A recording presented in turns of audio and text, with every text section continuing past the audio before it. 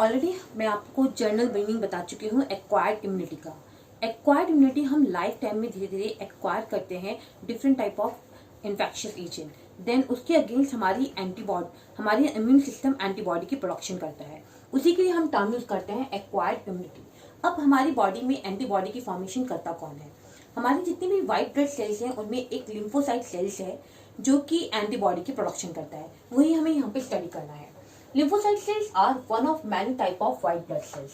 बहुत सारी white blood sales हैं, उनमें से एक कौन सी है? आपकी लिम्फोसाइट सेल्स है। मेनली ये लिम्फोसाइट सेल्स कहाँ बन रही है? बोन मैरो में बनती है, और एक प्रोसेस है, उस प्रोसेस को हम बोलते हैं haematopoiesis stem cells.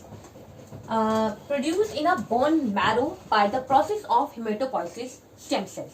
Haematopoiesis stem cells का मतलब है ऐसी सेल्स जहां पर सारी ब्लड सेल्स की फॉर्मेशन होती है, उन्हीं के लिए हम टर्म यूज करते हैं, उस प्रोसेस को बोलते हैं हेमेटोपोइसिस स्टेम सेल। और ये कहाँ बन रही है? ये बोन मैरो में बनती है। नेक्स्ट है lymphocyte sales leave the bone marrow. जब वो वहां पे बन जाती है देन वो वहां से बाहर आती है and circulate in the blood and lymphatic system. सबको पता है हमारी बॉडी में दो टाइप के सिस्टम है, एक ब्लड वेसल सिस्टम और दूसरा lymphatic system. Blood vessel system में सारी ब्लड सेल्स आरबीसीज एंड डब्ल्यूबीसीज ऑल ब्लड सेल्स प्रेजेंट होती हैं, लेकिन लिम्फेटिक सिस्टम में सिर्फ हमारी व्हाइट ब्लड सेल्स ही होती हैं। ठीक है, बिकॉज क्योंकि वो जर्म सेल्स को क्या करती हैं? किल करती हैं, दैट्स व्हाई। तो हमने कहा कि जितनी भी लिम्फोटिक सेल्स हैं ये बोन मैरो में बनने के बाद कहाँ जाती हैं? सर्कुलेट होती हैं ब्लड वेसल सिस्टम में एंड लिम्फेटिक सिस्टम में and decide the various lymphoid organs. Lymphoid organs आपके हैं थाइमस, स्प्लीन, ये क्या है? आपके लिम्फॉइड ऑर्गन्स हैं, वहां पर भी ये जाती हैं। Because they produce and display antigen binding site surface receptor। हमने देखा ये जो लिम्फोसाइट सेल्स हैं, इन सेल्स की आउटर पर सरफेस पर एक रिसेप्टर प्रेजेंट होता है जहां पर एंटीजन आके बाइंड करता है। उसी के लिए हमने टर्म यूज करी है antigen binding cell surface receptor. Mainly 3 types की लिम्फोसाइट सेल्स जो कि एंटीबॉडी की प्रोडक्शन करती है। फर्स्ट है बी लिम्फोसाइट सेल्स जिनको हम बी सेल्स कहते हैं, टी लिम्फोसाइट सेल्स जिनको हम टी सेल्स कहते हैं, and last antigen presenting sales जिनको हम एपीसीएस के नाम से जानते हैं। पहले आज हम पढ़ेंगे B lymphocyte cells. B lymphocyte cells को एक और नाम दिया गया है humoral immune response. Some time question जो पुट किया जाता है, पूछा जाता है ह्यूमोरल इम्यून रिस्पॉन्स बताइए, ठीक है, या फिर बी लिम्फोसाइट्स के बारे में बताइए।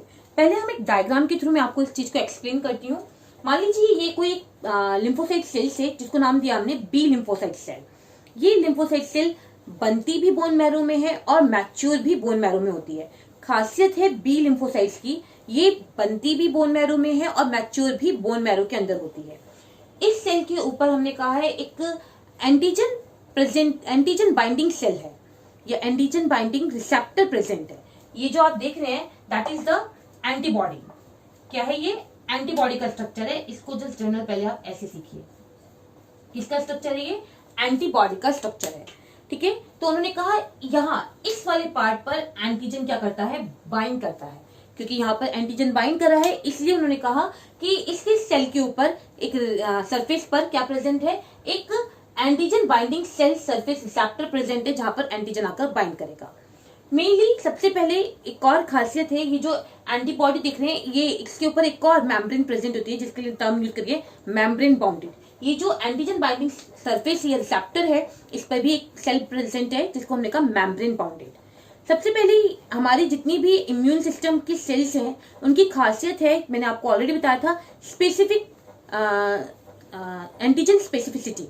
एंटीजन स्पेसिफिसिटी का मतलब है पर्टिकुलर एंटीजन के लिए एक पर्टिकुलर एंटीबॉडी होगी। मान लीजिए एंटीजन अगर इस शेप का है, ट्रायंगल शेप का है, तो इसके ऊपर जो एंटीजन बाइंडिंग साइट का जो मार्क होगा वो भी कैसा होगा?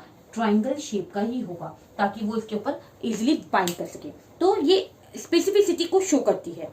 तो सबसे पहले जो बी सेल है ये एंटीजन को पहचानेगी कि कौन से एंटीजन की अगेंस्ट एंटीबॉडी को प्रोड्यूस करना है, देन प्रोलिफरेट होगी एंड डिफरेंशिएट होगी। मेनली 2 पार्ट्स में ये डिफरेंशिएट होती है, एक मेमोरी सेल्स एंड दूसरी इफेक्टर सेल। इफेक्टर सेल्स को हम प्लाज्मा सेल्स भी कहते हैं। खासियत है ये जो आपकी मेमोरी सेल है पूरी तरह से बी सेल की तरह या आप कह सकते हो पेरेंट सेल की तरह होती है। क्यों कहा हमने पेरेंट सेल की तरह?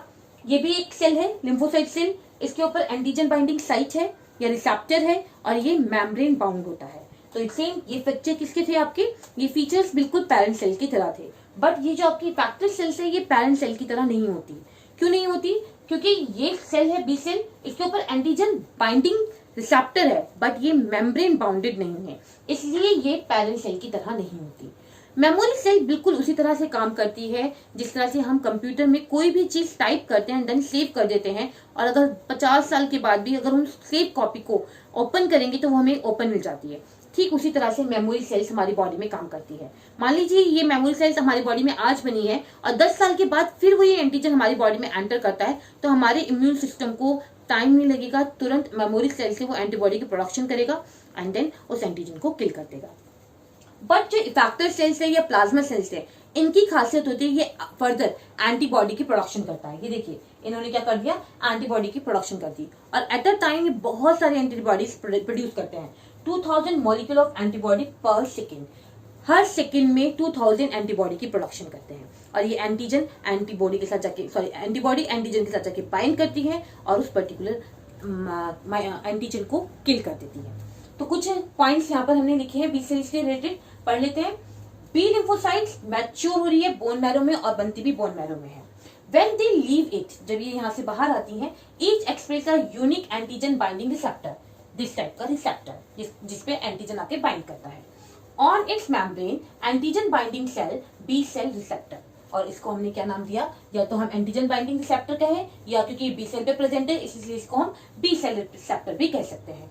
इट इज मेम्ब्रेन बाउंड, कैसा है ये रिसेप्टर, ये मेम्ब्रेन बाउंड है, ठीक है, antibody molecule. When a native B cell first encountered the antigen, native का मतलब न्यू जो बनी है बी सेल, उसका पहला काम होता है एंटीजन के साथ एनकाउंटर करके जाने की किस टाइप का एंटीजन है। That match its membrane bound antigen, ताकि इजिली वो अपना यहां से इससे बाइंड कर सके।